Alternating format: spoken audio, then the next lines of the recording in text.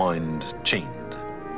When angels and demons and crystal spheres were imagined up there in the skies, science still lacked the slightest notion of physical laws underlying nature. But the brave and lonely struggle of this man was to provide the spark that ignited the modern scientific revolution. Johannes Kepler was born in Germany in 1571.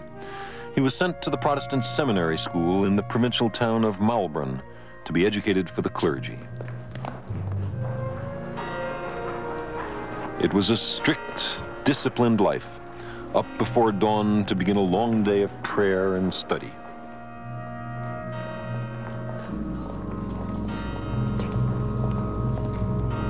This was the age of the Reformation. Maulbronn was a kind of educational and ideological boot camp, training young Protestants in the use of theological weaponry against the fortress of Roman Catholicism. Denn ich befehle mich, meinen Leib und Seele, alles in deine Hände. Denn ich befehle mich, mein Leib. There was little reassurance or comfort here for a sensitive boy like Kepler. He was intelligent, and he knew it. That, together with his stubbornness and his fierce independence, served to isolate him from the other boys. Kepler made few friends in his 2 years at Maulbronn. So he kept to himself, withdrawn into the world of his own thoughts, which were often concerned with his imagined unworthiness in the eyes of God. He despaired of ever attaining salvation.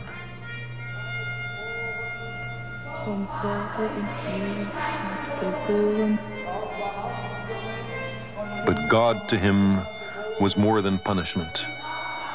God was also the creative power of the universe. And the young Kepler's curiosity about God was even greater than his fear. He wanted to know God's plan for the world. He wanted to read the mind of God. This was his obsession. It was to inspire all his great achievements. It was to take him and Europe out of the cloister of medieval thought. In 1589, Kepler left Maulbronn to continue his studies at the great university in Tübingen. It was a liberation to find himself amidst the most vital intellectual currents of the time.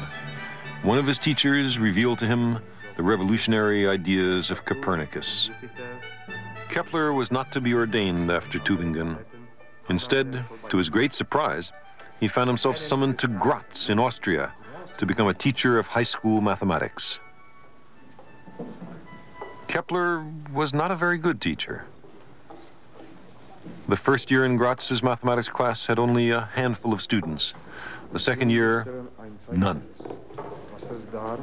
He mumbled, he digressed, he was at times utterly incomprehensible. He was distracted by an incessant clamor of speculations and associations that ran through his head.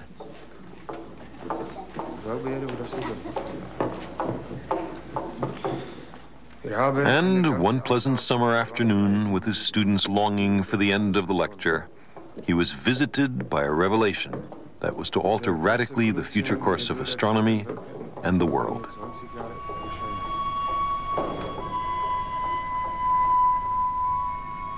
There were only 6 planets known in his time: Mercury, Venus, Earth, Mars, Jupiter, and Saturn.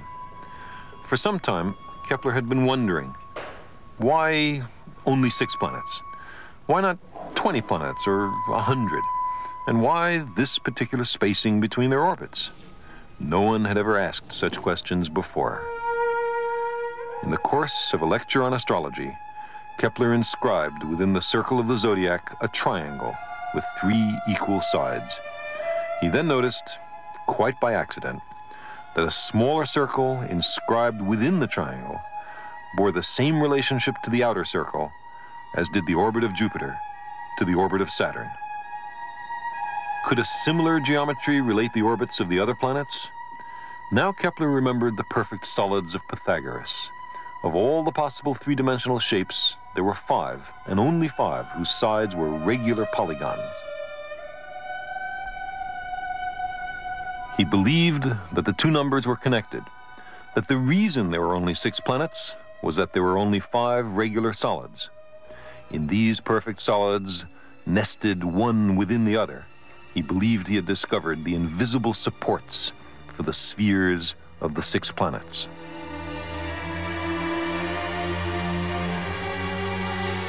And this connection between geometry and astronomy could, he thought, admit only one explanation: the hand of God, mathematician.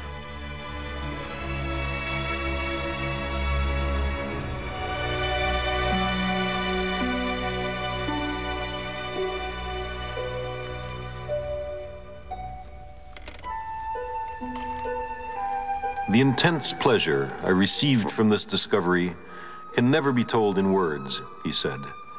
Now I no longer became weary at work.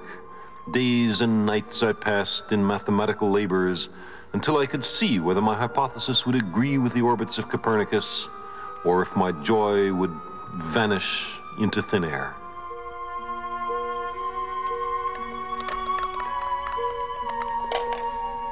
But no matter how hard he tried, the perfect solids and the planetary orbits did not agree with each other very well. Why didn't it work? Because unfortunately, it was wrong. The true orbital sizes of the planets, we now know, have absolutely nothing to do with the 5 perfect solids, as the later discovery of Uranus, Neptune, and Pluto shows. But Kepler spent the rest of his life pursuing this geometrical phantasm. He couldn't abandon it, and he couldn't make it work. His frustration must have been enormous. Finally, he decided that it must be the long-accepted planetary observations that were inaccurate, and not his model of the nested solids. There was only one man in the world who had access to more precise observations. That man was Tycho Brahe, who, as chance would have it, had recently written Kepler to come and join him. Kepler was reluctant at first, but he had no choice.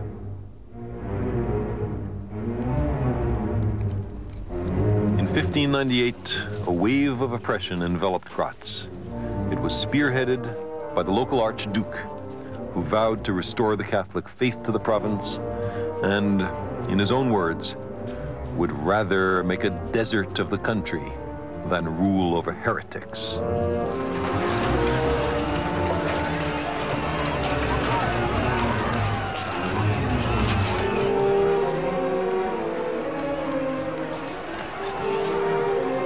Kepler's school was closed. People were forbidden to worship or to sing hymns or to own books of a heretical nature. Now he decided to accept Tycho Brahe's open invitation.